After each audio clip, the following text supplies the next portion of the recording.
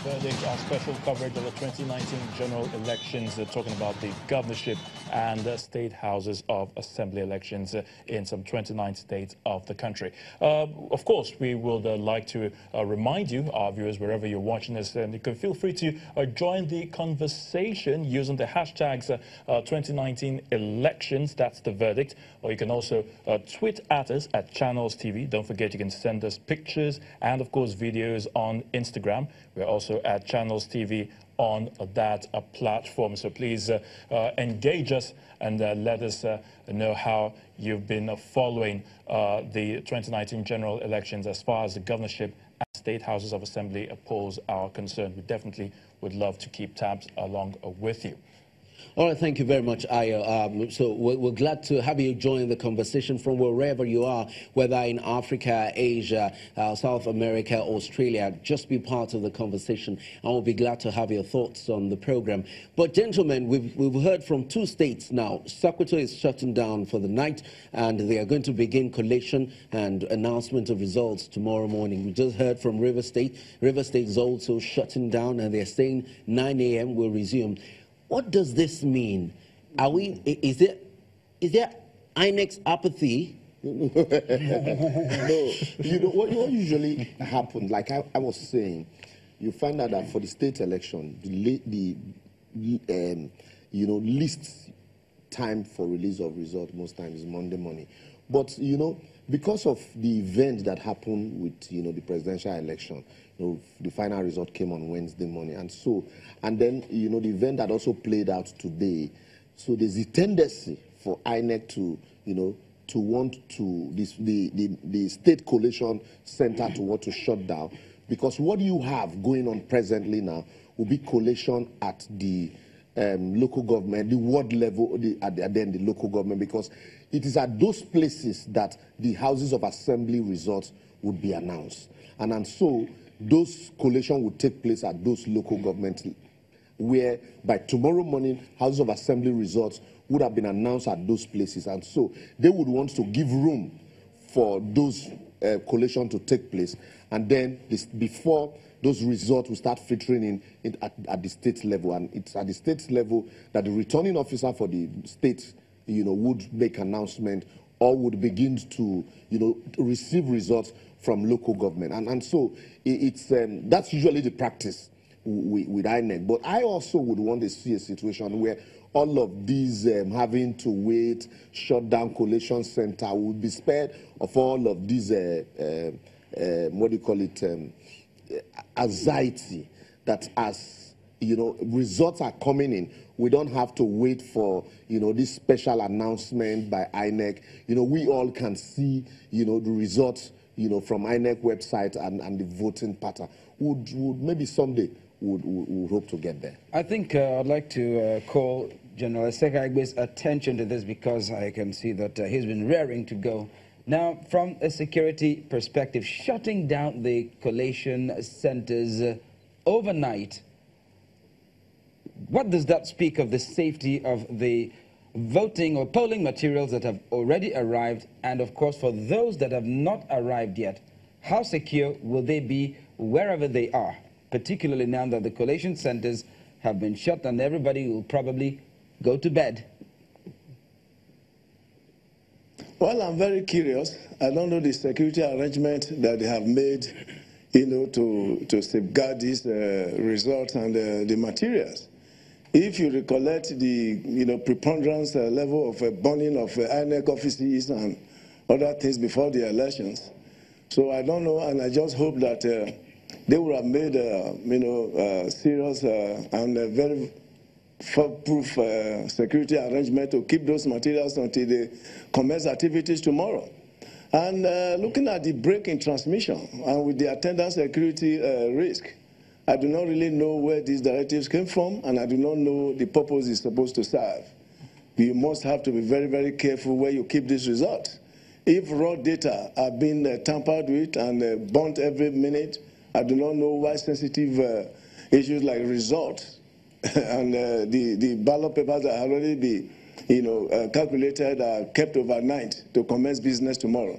So I just pray that they make various security, arrangement to keep those materials safe. But for me, it's very curious.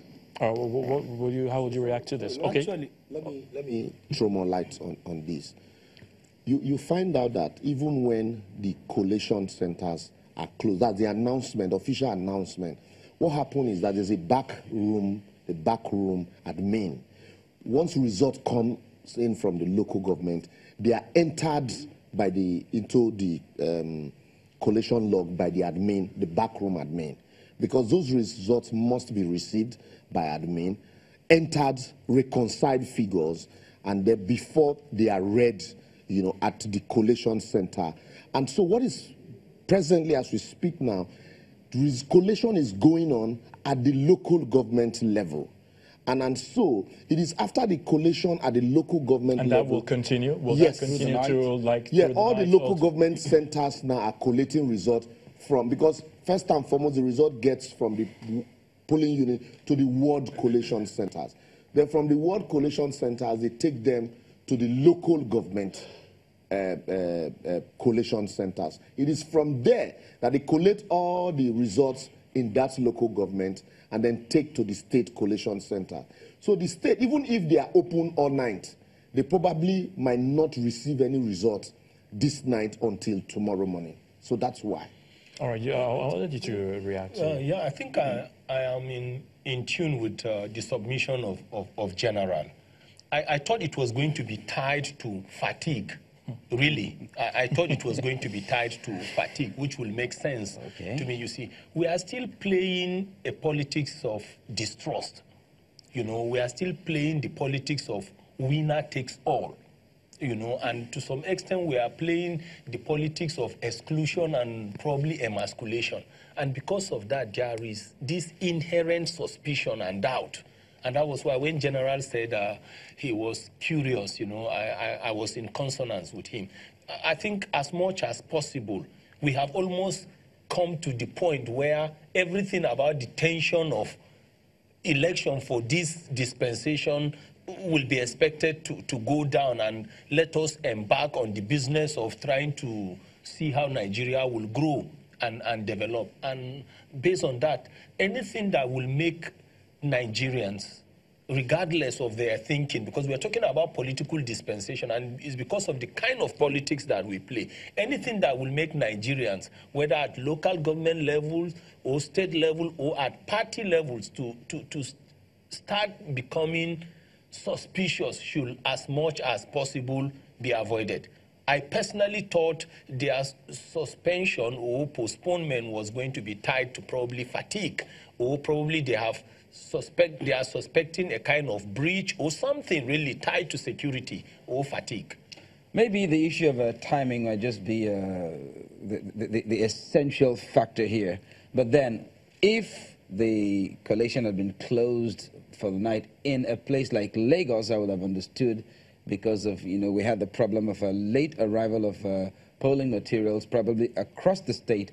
Exactly. But then if we're talking about timing here, and particularly those states who probably did not report the issue of late arrival of voting materials, what then would be the problem? You see, Charles, the issue is maybe it's a wrong usage of words. At the local government, because results will be collated from the local government before they get to states. It's just like INEC, the National Collation Center we saw during the presidential election.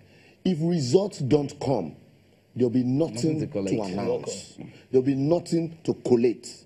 So they had to wait at that time for results to come from the state's headquarters to Abuja for collation. In the same vein, the State Collation Center will have to wait for results to come from local government. And what is presently happening now is that from the polling unit, they will go to the ward to collate all the results from the wards, from the polling unit in that ward. Let's say you have Ward 9, for example. In Ward 9, you have, let's say, 20 polling units. All the results from those 20 polling units would come to the Ward Collation Center, and then they'll collate those results and take to the local government. From the local government also, the also you have all the party agents move from the Ward Collation Center to the local government collation center. So what will be read at the state collation center are results from those local government. That's why you hear Koshofe local government results so and so and so and so. All those other backroom collation, you won't see them. And so even if the collation center at the state level is open all night now, results might probably not come. Yeah. And when they come, they will still need to go through the scrutiny of the backroom admin office before they are announced by the collation officer. And so, not necessarily fatigue. For those at the collations, at the state collation center, this would be their time to rest. For the ones at the local government of collation center would be working now. To work, yeah. And so when they finish their job, that will the baton will now be handed over to the state collation center. But it is cumbersome because it's a manual process. And that's why, like we saw in the presidential election, all of those long and long papers and all of that. Writings. That's why I had said that I would pray to see a day where we do away with all of this manual and having to shut down a collation center, because as the elections are going on, the collations, the results are coming simultaneously, you know, from all feeds. And so there will be no need to wait for somebody to collate at the ward level and then transmit to the local government level and subsequently transmit to the state level before you know what is happening. So the word should have been we're hibernating because we're still working in the background, waiting, for results to come from. So that's understood. But let's take a step backward and compare the conduct of the presidential election to the governorship that we had today.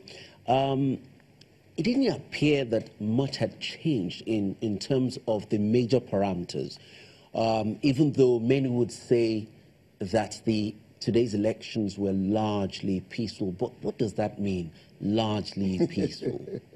you see, that's why for some of us, I had felt that with the tweaking or the amendment to Section 25 of the Electoral Act would have been, ideal, where the big masquerade would come last. So you start with the state elections, then it builds up to the presidential election. And also, if you remember, in 1979, the state election came first, and then the presidential election came last. And so, also you had them, it was like a build-up, and, more people participated. But with the results, we saw it in 2015, also we're seeing it now with the results in the presidential election, the bandwagon effect, and then some people also will be discouraged. And then coupled with the fact, in places where there are insecurity, a lot of people also would not want to turn out. We all also had agreed here, the last time, that elections here, politicians still see election as a do or die thing.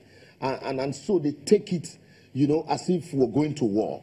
And so with such attitude, it will be very difficult to convince people that their vote will truly count. And then the breach of trust between, the led and the leaders also is not there. People ask themselves, a lot of people are asking themselves, why would I want to, stake my life, or why would I want to participate in a process where I know that my vote might either not count or it might be manipulated. So there's need for INEC, and the politicians also to build trust in the process. And once you do that, but you really don't need to, beg people to come participate. And then the general talked about performance. If you remember in 2007 election in Lagos, the governorship election, a lot of people participated in that election because they felt the then governor of Lagos had performed. And so there was need to come out en masse and support him. But where people can't really relate with the performance of the assembly members and then the state governors, so they just feel, what's the need for me? So these are some of the issues that are playing out. And also you find out that most state houses of assembly have been tied to the apron string of whoever the governor is. It's almost as if they are docile. You hardly hear of them the way you hear of the National Assembly, even in some cases antagonizing or disagreeing with, you know, the executive. It doesn't play out like that at the state level. And then the lower we go, the more disinterested people become. And that's why even local government elections, when local government elections are held, it's as if there's nothing happening in such states. You know, so, but we need to change this narrative so that people can be more interested in the process. All right, gentlemen, let's take a minute break, sip your coffees, and we'll take a break. On top of the hour, we'll be bringing you news on top of the hour, and we'll be back right after that. But before then, we'll take a break and come back and continue this conversation. Don't go away.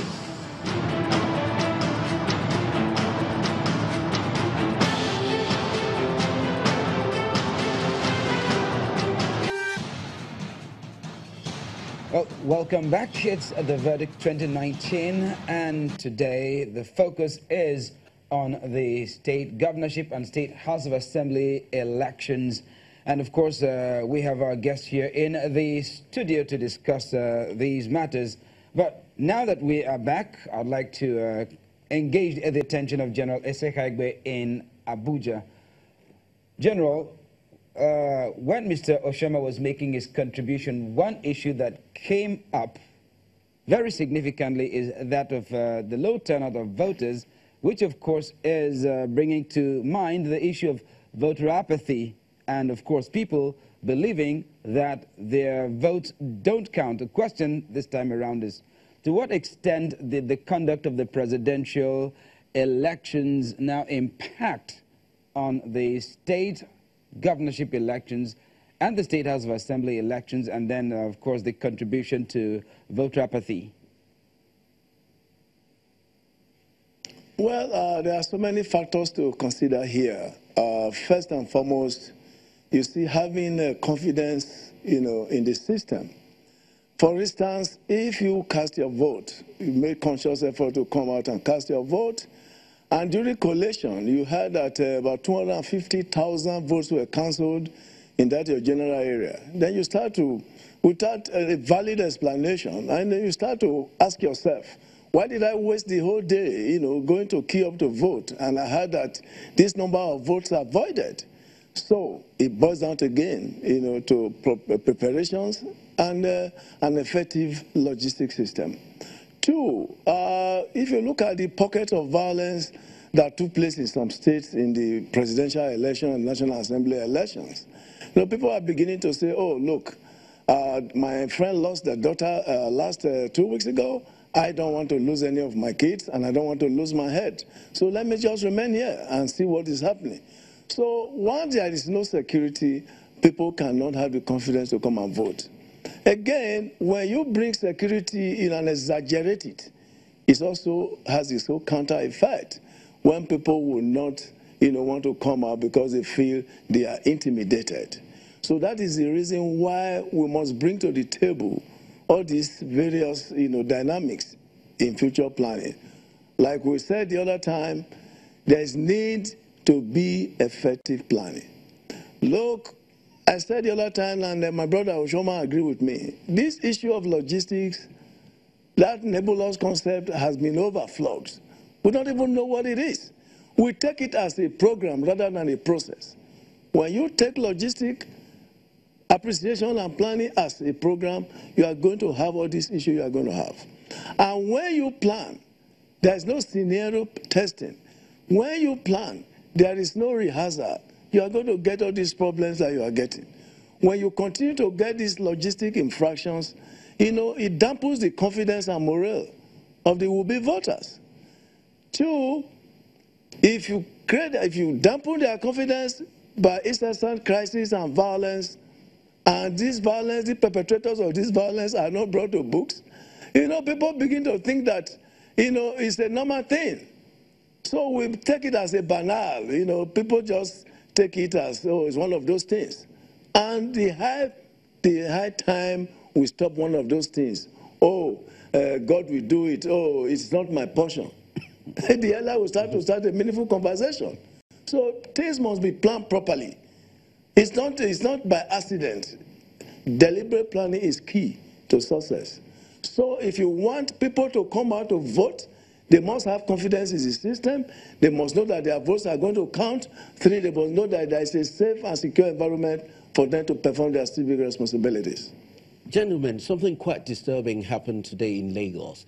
In one of the RAC centers, we understood that 9 ballot booklets, or so to speak, that was going to impact about 56,000 voters was missing. And in less than 1 minute. How explicable is that? You see, when you talk about disloyalty, you know, disloyal people are not necessarily disgruntled people. They are just disloyal, you know. Are you bringing down to disloyalty? Yeah, I mean, they are not necessarily disgruntled. They are just disloyal. They have just no respect for constituted authority. You know, not that they are either upset with the commissioner or the minister or the president. They just are lawless. Is this out of a sense of mischief, or are there any factors responsible for this disloyalty? But quickly, you see, we don't just assume that everybody should be loyal. And that's why there's room for training, retraining, and also to have people who you trust to handle the process. A situation where people who actually, you know, conduct the actual elections, who don't have a stake in it. You know, if you move across all the polling units in the entire country today, you find out that everybody at the polling unit, from the polling officers to assistant polling officers, are all ad hoc staffs. All right, let's hold our thoughts there. And of course, we'll be going on this break to bring you a news track at the top of the hour. But we'll be back in about 30 minutes to continue with our special coverage of the 2019 general elections. It's The Verdict. We'll be back.